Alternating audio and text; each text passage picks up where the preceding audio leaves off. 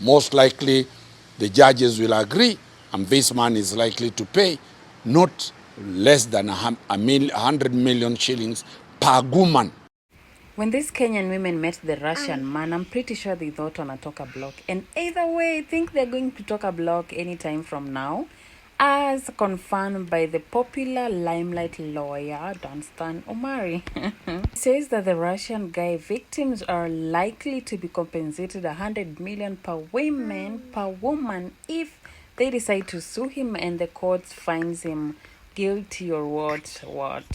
Listen to him speak because I didn't do any law. All these women are above 18 years, so there is no crime committed. Or two, the man has a constitutional right to seduce any woman. That is a constitutional right provided for by every man has that constitutional right. Three, every woman has a constitutional right to say yes or to say no, what they call seduction. Then when it moves to sex, every woman has a right to consent or to say no. We have not so far seen any woman coming out saying that they were either forced into sex or they walked into the apartment of the Muzungu by deception or by force. So where the whole issue of crime emanates is the recording without the consent of the women who are being recounted.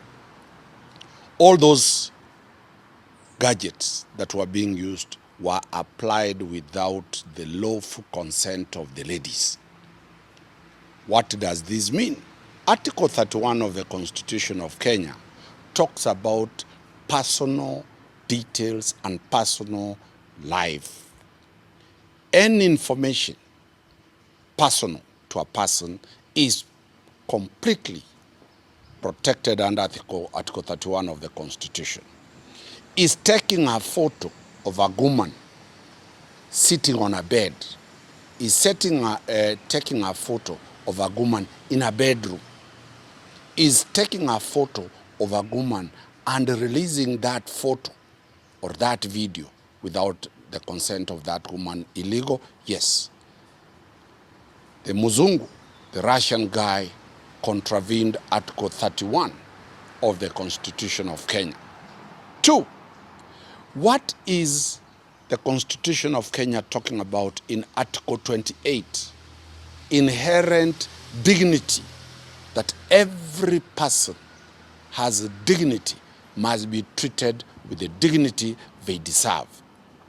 Is it dignified in a relationship, a sexual encounter, to be made public? That goes against Article 28 of the Constitution of Kenya, which talks of that every woman has inherent dignity and she needs to be treated, she needs to be handled with that dignity.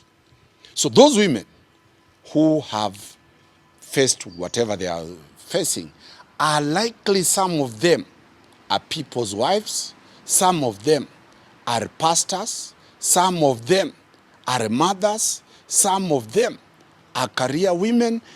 If this information comes out, and with a view that some of these women might be depressed, might be stressed, some might commit suicide. And if this comes out, remember what we talked about, the Naipei matter, if anybody dies out of this, then that person will have committed a crime under the Cyber Crimes Act, the Misuse of Computers and Cybercrime Act. So this is a very serious matter. But the question that is there, is this man in the Republic of Kenya? Does this offense fall into the offense that can be considered international crime? Yes. This was an attack against a specific gender, women. And once you do a crime that is widespread and captures very many people or a sector of the population, then this is what is called crimes against humanity. The ICC, the Rome Statute, has certified that anybody who does a crime that aggravates a very big constituency, because this one has been done in Nigeria, it has been done in Ghana, it has been done in Kenya. We don't know how many other countries these offenses have been committed. So this is an offense that falls under crimes against humanity, and it is bordering on the offense of genocide. Where will these women get reprieve? Offenses against the Constitution, you go for enforcement at the High Court.